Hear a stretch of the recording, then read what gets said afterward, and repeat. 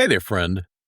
Welcome back to Old Guy Insights, where we stumble through life's messes and somehow come out a little wiser, usually with a scuffed knee and a story to tell.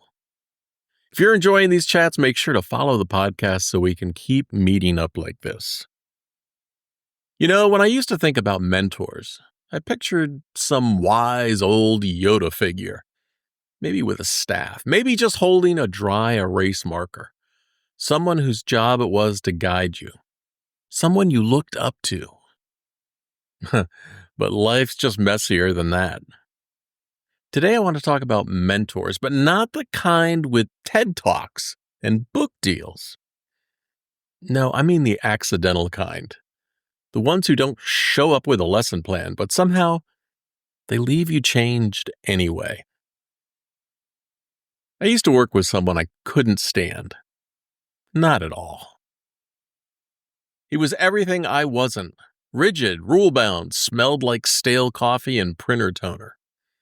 If you asked me then, I would have said he was the last person I'd learn anything from. Let's just call him the spreadsheet samurai. Middle manager, khakis, color-coded calendar. Probably labeled his leftovers. Our conversations were polite, but strained. Like two cats pretending not to care who's closer to the warm laundry pile. Then one day, he blew a project. Big time. Missed the deadline. Budget went sideways. Clients were pissed. It was a full disaster platter. That following Monday, we all showed up to the weekly meeting, braced for the usual corporate tap dance. But he sat down, looked around the table, and said, "Man, I screwed that up. That one's on me. I missed it. I learned from it. Let's fix it." No excuses, no blame shifting, just calm ownership. The room changed. I watched tension deflate like a cheap air mattress.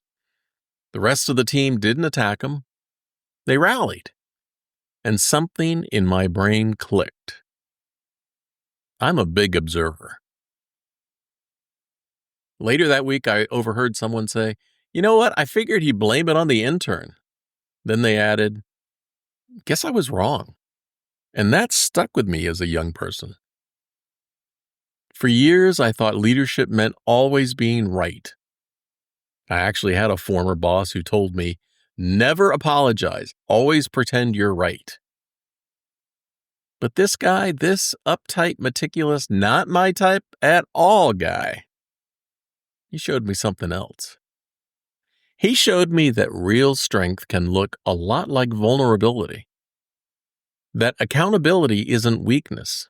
It's actually trust in action. It's funny.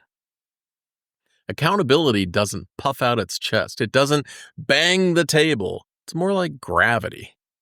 It's quiet, constant, but it holds everything together. He didn't become my best friend. We still disagreed over font choices and whether emails needed bullet points. But I paid attention, and slowly, I started changing how I handled mistakes, how I showed up when I got it wrong. Because like it or not, he had become a mentor. Unexpected, unintentional, and unforgettable. So here's what I want to ask you. Who's been your unexpected mentor? Not the hero on the stage, but the person in your everyday orbit. The one who taught you something, not by telling, but by being. What did you learn from watching, not just listening? Hey, next week, I want to talk about the stuff we keep, even when it doesn't fit anymore. And I just don't mean clothes. You'll see what I mean. All right, take care of yourself this week. Maybe call someone who accidentally made you a better person, or send them an email. They'll never see it coming. If you enjoyed this podcast today, hey, it's free to subscribe. Hit the like button or tell someone about it. It'll help me. It'll help you too. I love win-win outcomes.